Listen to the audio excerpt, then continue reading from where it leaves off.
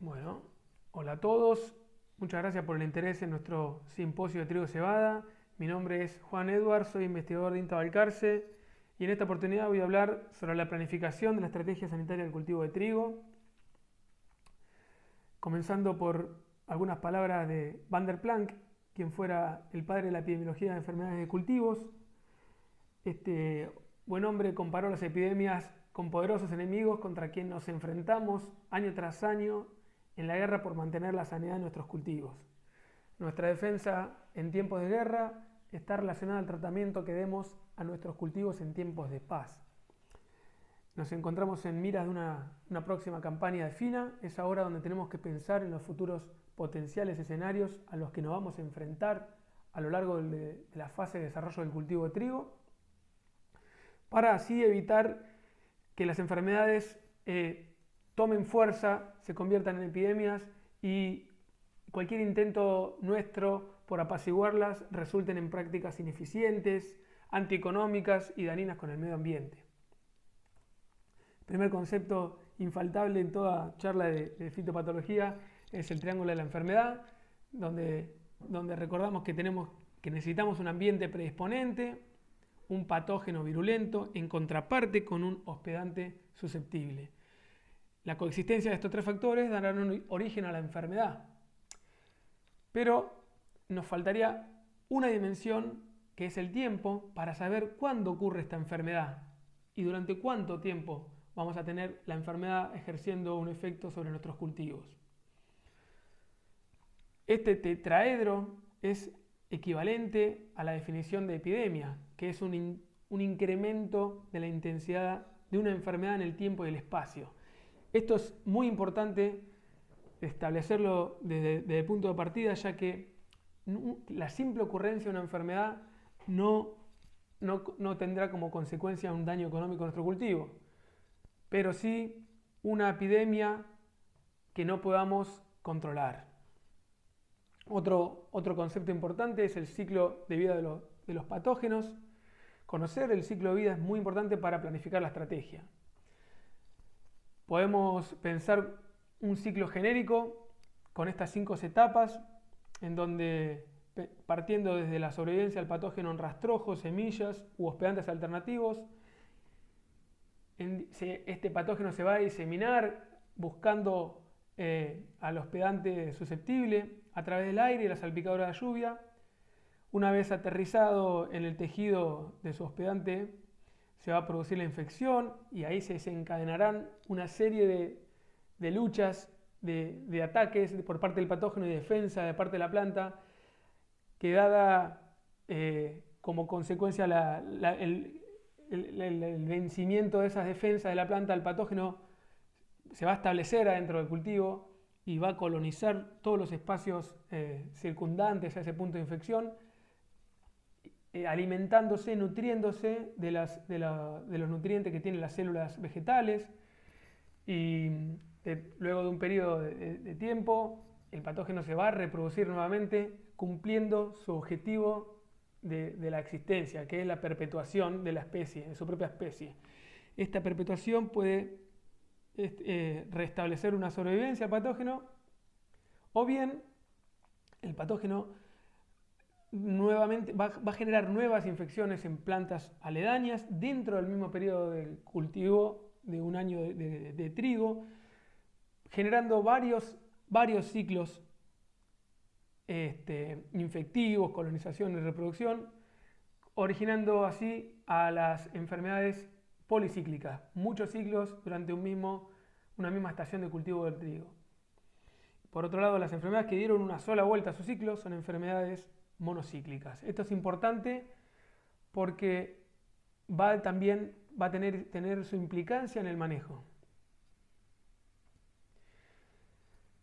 Múltiples enfermedades van a ir ocurriendo a lo largo del ciclo cultivo, pero solo algunas de ellas se van a tornar epidemias importantes. A grosso modo nos encontraremos con 3 grupos de enfermedades y las clasificaremos según los órganos en que las ataquen y que ataquen a nuestro cultivo. Un primer grupo de enfermedades de raíces y plántulas, un segundo grupo de enfermedades del canopeo, de hojas y tallo, y un tercer grupo ya avanzado el estadio que atacarán la espiga y los granos de la misma. Comenzaremos por las enfermedades de la implantación de raíces y plántulas. Pensaremos en un principio cómo es el ciclo y luego cómo es el manejo adecuado a este ciclo. Tenemos dos grandes grupos, dos subgrupos, digamos, que son los patógenos que habitan el suelo normalmente, que independientemente de la presencia de tejido vegetal, se perpetúan en el suelo, afectando así a la emergencia de estas nuevas plántulas de trigo. Patógenos vehiculizados por semillas que vienen de una enfermedad en el cultivo anterior de trigo, como este grupo acá, y a esta diferencia de los anteriores, van a afectar el pH de la semilla. Considerando esto, que la sobrevivencia, como bien dijimos, puede ser en el suelo, en la semilla y en el rastrojo de estos mismos también, que pueden perpetuarse nutriéndose o alimentándose de restos muertos, por eso se llaman necrotróficos a este grupo de patógenos. Podemos pensar claramente que el manejo más eficiente, representado por dos símbolos más, va a estar dado por prácticas culturales como ser la rotación de cultivos en un mismo lote, la selección de lote donde no haya rastrojos de trigos del año pasado y claramente semilla sana, para lo cual se va a evaluar la carga patogénica en laboratorios de confianza.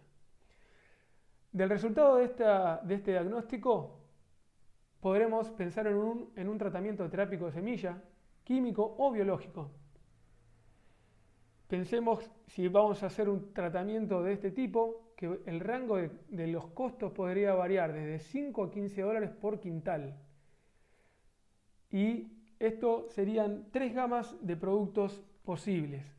Una mezcla básica de fungicidas, triazol, estrobilurina o algún otro grupo químico.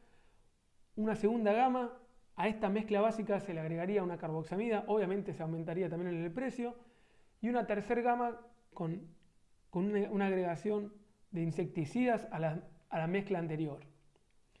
Esto se tiene que discutir con el asesor de confianza y ser específicos con los patógenos que queremos estar defendiéndonos. Un segundo grupo eran las enfermedades del canopeo, donde tenemos también a su vez dos subgrupos, las rollas y las manchas. Las rollas más frecuentes en nuestra región son la roya estriada o amarilla, la roya de la hoja o anaranjada, la roya del tallo o roya negra. Las manchas son endémicas, prácticamente todos los años la tenemos presente a mancha amarilla. Septoriosis de la hoja en menos proporción y menos aún septoria del nudo. Estas tres son enfermedades necrotróficas, o sea, se perpetúan en rastrojos, como dijimos a las anteriores, o bien se pueden ser transmitidas por semillas. En cambio, las rollas no pueden vivir en rastrojos, en tejidos muertos, necesitan tejidos hospedantes vivos, los que llamamos hospedantes alternativos, que van a actuar como puentes verdes para conectar un cultivo con el otro en el tiempo. Considerando esto y también el sistema de dispersión, que las rollas se pueden transportar por el aire muy largas distancias, y en cambio las manchas foliares son más locales, o sea, si bien se pueden transportar por aire, esto lo van a hacer a muy cortas distancias, o sea, desde el rastrojo hacia su planta aledaña, y también las gotas de lluvias pueden ser las que diseminen ciclos secundarios.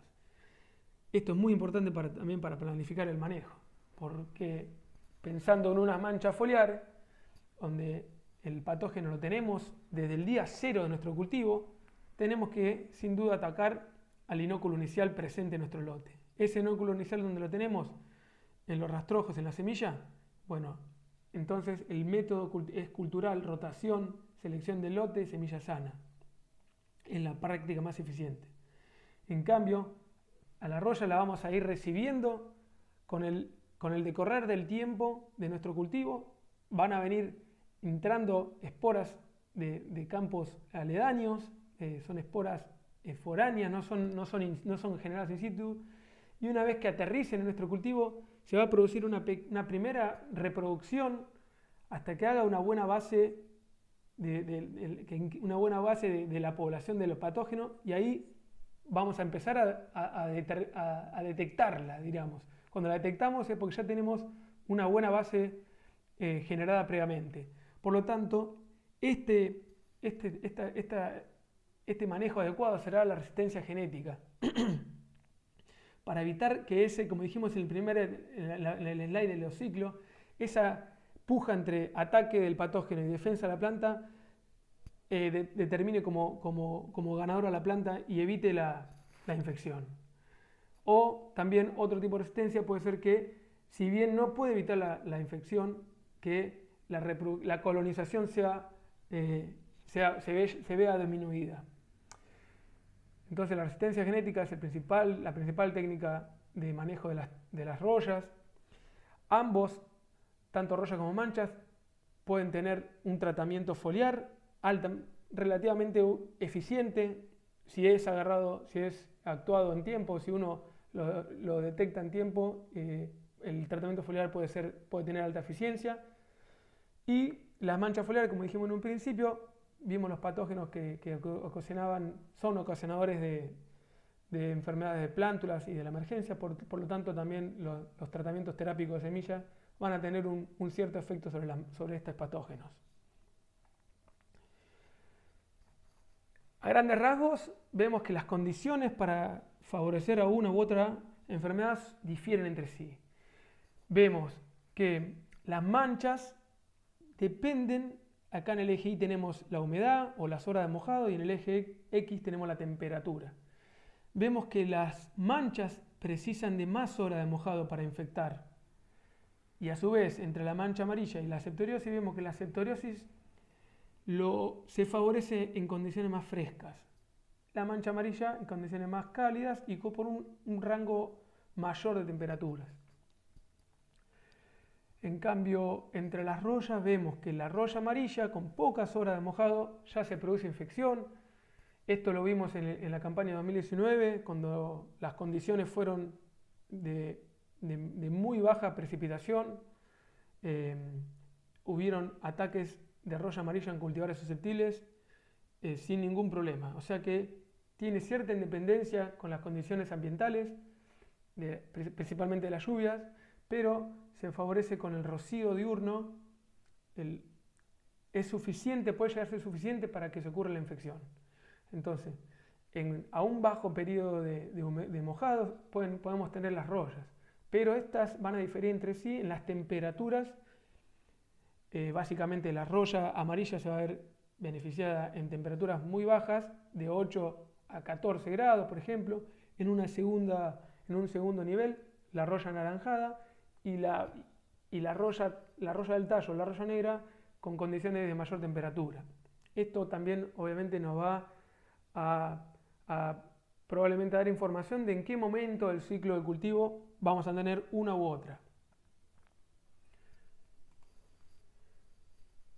Bueno, acá tenemos las tres rollas que frecuentemente se presentan en nuestra región sur. La roya amarilla, en un comienzo, tiene esporas más pequeñas de las tres. En el punto de infección, una roya va a correr en el haz cilemático, va a generar nuevas esporas.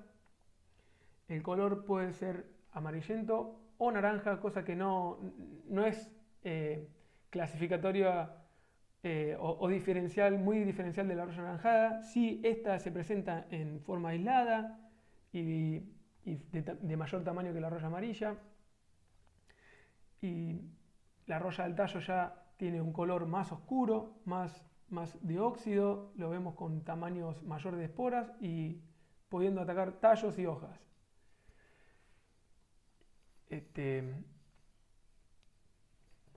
Como decía anteriormente, el año 2019 hubo altas infecciones de rollas, tanto amarilla como anaranjada, Y esto lo que demuestra es que la resistencia genética es la pieza clave en el manejo de las rollas. Estos son dos parcelas de cultivares en una red de cultivares. La de la izquierda es una variedad resistente y la de la derecha una variedad susceptible. Esta variedad susceptible tuvo un 100% de incidencia a nivel de planta. Lo mismo ocurrió con una roya anaranjada. Cultivar resistente 0%, cultivar susceptible 100%. Distanciado centímetros entre sí. Esta técnica es muy eficiente, como decíamos, pero la limitante que tiene es que la población del patógeno es muy dinámica entre los años, lo que nos determina que debemos mantenernos actualizados de los reportes de evaluación de cultivares de INTA. En el link en el pie del video vamos a poner algunos links donde consultar esta información. Ya las manchas pueden confundirse, si bien la dinámica sería muy parecida y se pueden casi que tratar si bien hay diferencia entre los productos químicos, la dinámica es muy parecida y se termina muchas veces tratando como manchas en general, si bien probablemente septoriosis al producir cuerpos de fructificación tengan mayor impacto. Un mismo tamaño de mancha puede tener más efecto perjudicial para la planta porque extrae más energía.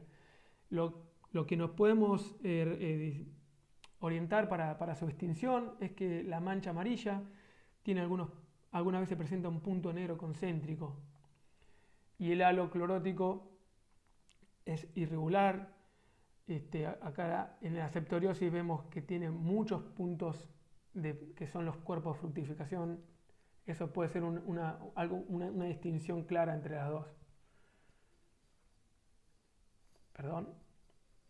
Bueno, ahora incorporando al espacio a lo que veníamos hablando de la enfermedad, el tiempo, la ecofisiología nos provee información importante para el manejo básicamente de las enfermedades del canopeo. Podemos pensar que esto está mal, esto ahora me acabo de dar cuenta. Hay un estadio puntual en que cualquier disminución del área fotosintética tendrá una repercusión mayor sobre el rendimiento que en cualquier otro estadio. Este es el periodo crítico del cultivo de trigo. A su vez, estudios de ecofisiología dicen que la contribución relativa de los órganos es diferencial, o sea que una hoja bandera puede tener hasta un 40%, 45% de la contribución de fotoasimilados para el llenado de los granos, para el rendimiento del cultivo.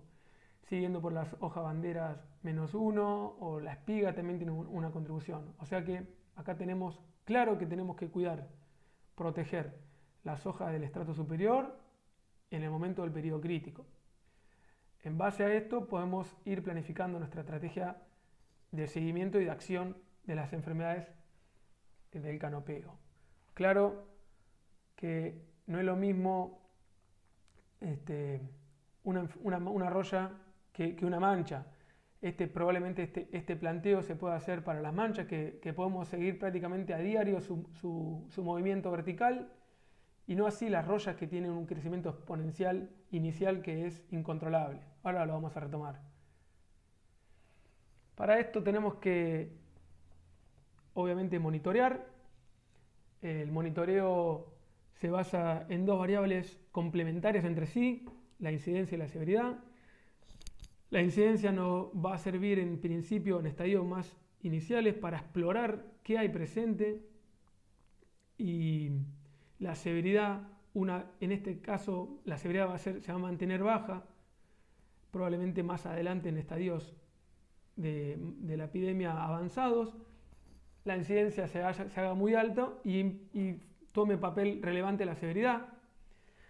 Para calcular ambas métricas vamos a considerar, por ejemplo, tomar 30 hojas aleatoriamente del lote, tratando de ser un muestreo representativo, capaz que moviéndonos en zigzag a través del lote, tomando estas 30 hojas, vamos a considerar la incidencia aquellas hojas que tengan al menos una mancha clásica, típica de la enfermedad.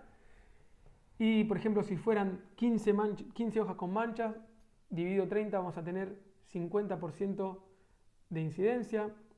De estas 15 hojas, vamos a evaluar qué porcentaje del área foliar está ocupada por síntomas. Y esto, la media de las 15 hojas, vamos a obtener la severidad media y vamos así tener la información completa de la epidemia en ese momento puntual. Es importante que los monitoreos los hagamos desde estados tempranos, ya que la roya amarilla ha irrumpido últimamente desde estadios muy tempranos. Esto nos ha obligado a estar más encima del lote y la frecuencia de los monitoreos deberían ir incrementándose hacia llegado a los estadios reproductivos, básicamente la aparición de la hoja bandera, que es la que más dijimos más aporta al rendimiento. Probablemente estabilizando los monitoreos en alrededor de una semana podemos tener un buen seguimiento, capaz que rollas se podría intensificar un poquito más si el cultivar fuera susceptible, y obviamente que de acuerdo a las condiciones meteorológicas también podríamos modificar esta frecuencia de monitoreo. Podríamos ir luego de una lluvia y queremos saber en qué estado nuestro canopeo se encuentra para una decisión de manejo, de control. Ojo en los monitoreos, no confundir otros daños o sintomatologías de otros factores, de otros agentes. Por ejemplo, manchas fisiogénicas que se observan acá como puntos cloróticos. Esto no tener en cuenta para la incidencia obviamente de ninguna enfermedad, las manchas bacterianas tampoco, y el daño por frío se ha presentado el año pasado también en las estadios iniciales del cultivo de trigo, lo que nos lleva a confundir un poco el verdadero estatus de la enfermedad. Ante cualquier duda, enviar muestras a los laboratorios de confianza de la región, porque no queremos aplicar un fungicida para nada que no sea un hongo, obviamente, ¿no? Supongamos que estamos en una situación de una aplicación de fungicida. Vamos, como decíamos, las rollas, tendríamos que tomar la decisión con baja incidencia y severidad, evitándose así que comience la fase exponencial de la enfermedad. Ya en estos puntos, a medida que aumenta la curva, la eficiencia de nuestro tratamiento va a ser menor, el daño va a ser importante ambiental y no vamos a controlar nada, el daño económico ambiental va a ser importante. Cuanto más temprano actuemos, mejor. En cambio, las manchas se puede esperar un poco más. Su evolución vertical, podemos seguir su evolución vertical teniendo como referencia cuán próximo estamos del periodo crítico para por fin gatillar una aplicación de fungicida. En base al monitoreo, deberemos seleccionar el producto a aplicar, siempre con la dosis de marbete. Los grupos químicos tienen diferencias en sus patógenos objetivos y también hay variabilidad entre los triazoles, por ejemplo, más específico para rollas o para manchas. Entonces, es muy importante consultar al asesor de confianza y tomar la decisión en conjunto. Evaluar bien las necesidades de la mezcla, no solo por esto, por la especificidad, sino que también nos podemos mover en un rango de costos entre 20 a 35 dólares. Tenemos que ser lo más eficiente en el uso de estos recursos. Y si se utilizan multisitios, es importante tener en cuenta que tiene un impacto ambiental diferente de los productos sistémicos, las mezclas típicas triazol, estrubilinina, carboxamida, ya que estos no tienen una especificidad. Entonces pueden, por ejemplo, tener un impacto sobre los hongos benéficos, hongos entomopatógenos, que podrían tener un control sobre insectos del cultivo de trigo. En cuanto a la calidad de aplicación, es importantísimo también chequear el tamaño, número de impactos por centímetros cuadrados. En hoja bandera -2, por ejemplo, ya teniendo una buena llegada a este estrato del canopeo, tenemos cubierto -1 y bandera y hoja bandera, que son los que queremos proteger, y también tener una buena condición meteorológica, ya que no queremos desviar nuestro objetivo, que es el canopeo. En fin de cuentas, digamos, esto es una simulación de lo que podría llegar a ser una epidemia sin ningún tipo de control. Va a iniciar el periodo crítico en su fase exponencial, va a atravesar un umbral de daño que a partir del cual vamos a tener pérdida económica, y esto seguramente va a repercutir en una pérdida de rendimiento. Lo que nosotros al final de cuentas querramos lograr es este desplazamiento de la curva hacia afuera del periodo crítico, y que incluso podría llegar a tener un umbral, a alcanzar un umbral, pero mucho más tarde, cosa que va a tener menos impacto. Obviamente que cuanto menos se despegue esta curva, se levante, mejor, pero esta situación es preferible ante esta otra, si bien ambos llegan al 100%. Este umbral de daño, por debajo existe otro umbral, que es el umbral de acción, que nos permite actuar anticipadamente antes de alcanzar este umbral de daño, y tiene cálculos económicos basados en el precio del producto, el valor del trigo, el potencial de rendimiento. Son varios cálculos que hay que sentarse a planificar con el asesor y tomar la decisión. Nuevamente tenemos especificidad de los fungicidas, como dijimos, y vamos a tener un rango de entre 18 a 30 dólares por dosis. Y nuevamente tenemos dos gamas, si se quiere, de productos. Una gama básica de una mezcla triazol-estrobilurina, y una gama un poquito más cara también, obviamente, pero más completa, de mayor espectro, que es la mezcla básica anterior más la carboxamida. Entonces, dependiendo, no siempre el que más rendimiento obtengamos va a ser el más rentable, porque hay que ver la diferencia con el costo de estos. Finalmente, enfermedades de menor impacto sobre el rendimiento y a su vez menor frecuencia, podemos mencionar entre las enfermedades de espiga la fusariosis y los carbones. La fusariosis tiene como fuente inóculo a rastrojo, no solo de trigo, sino de maíz, y también podemos ver que se transmite a través de semillas, y los carbones a través de semillas. La práctica cultural es la práctica más eficiente para estas dos enfermedades: semilla sana y rotaciones, obviamente. Control químico, ambos curasemillas, hay especificidad para cada uno de los patógenos, y el foliar prácticamente es ineficiente, no deberíamos tenerlo en cuenta.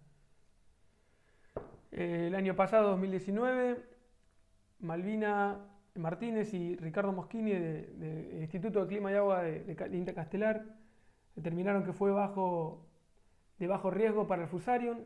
Esto es publicado todos los años, e incluso creo que semanalmente, cuál es el riesgo de todas las localidades que tienen por lo menos estaciones meteorológicas cercanas. Se determinó que el año pasado, 2019, fue bajo riesgo de Fusarium, lo que demuestra la alta dependencia con las condiciones ambientales de esta enfermedad.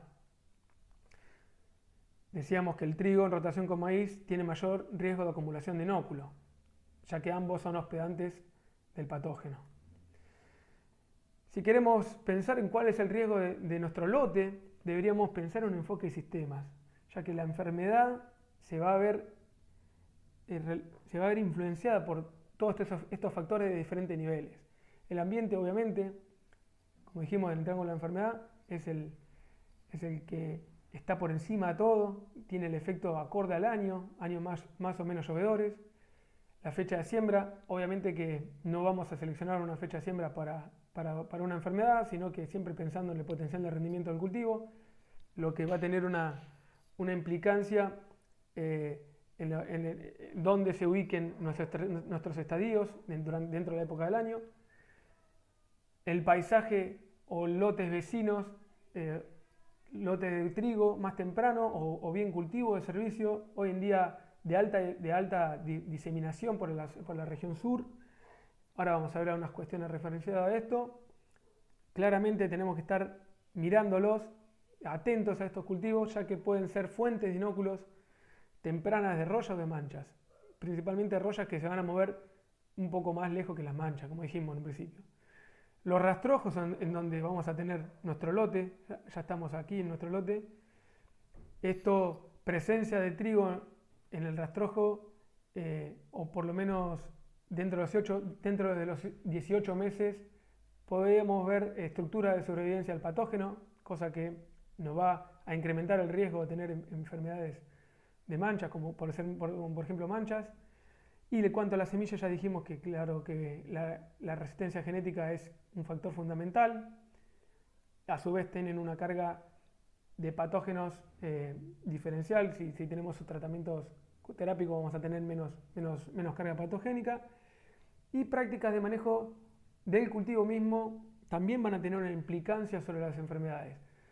Es conocido que altas fertilidades nitrogenadas favorecen a rollas que son biotróficos, que quieren a su hospedante vivo, que se alimentan de las células vivas. Por el otro lado, se van a ver desfavorecidas las manchas, que prefieren tejidos senescentes, casi moribundos, para fácilmente con sus toxinas desintegrar las células de los tejidos vegetales. Como decíamos anteriormente, la visión del sistema hoy en día es fundamental, ya que es dinámico el sistema de producción. Hoy en día tenemos mayor proporción de cultivo de cobertura. Esta imagen fue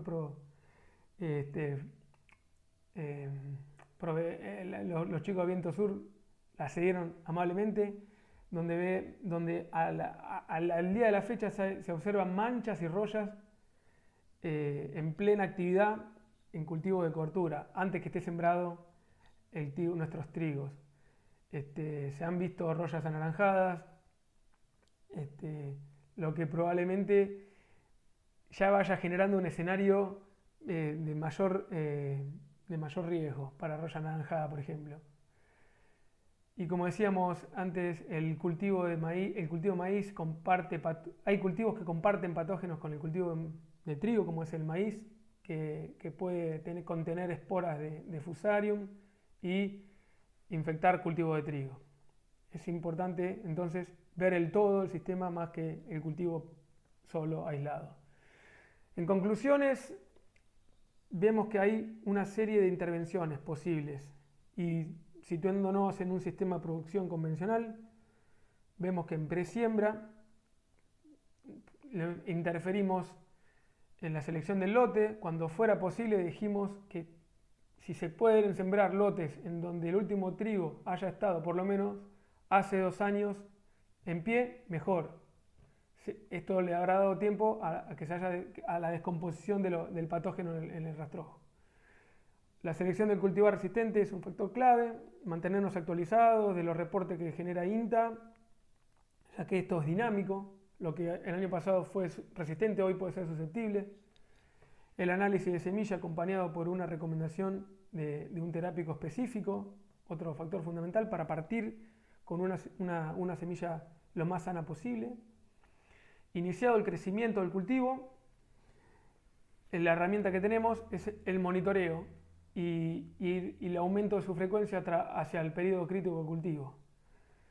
Este monitoreo puede desencadenar en una aplicación de fungicida que debería ser específico para la enfermedad de mayor presencia, de mayor incidencia en nuestro lote, y obviamente tenemos que procurar una aplicación de calidad. De nada sirve aplicar en buen momento, con buen producto, si las condiciones ambientales no son adecuadas o la máquina no está regulada de manera que lleguen los impactos a donde nosotros queremos que lleguen.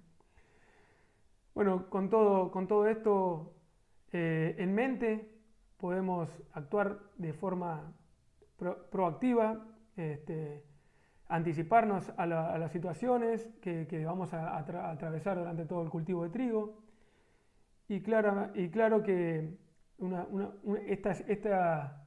esta planificación estratégica nos va a permitir descansar, estar tranquilos. Cuando lleguen los acontecimientos vamos a actuar más serenamente y más inteligentemente y no esperar hasta el último segundo que ocurran las enfermedades para pensar en cómo actuar defendiendo nuestros cultivos. Bueno, muchísimas gracias. Eso es todo por mi parte.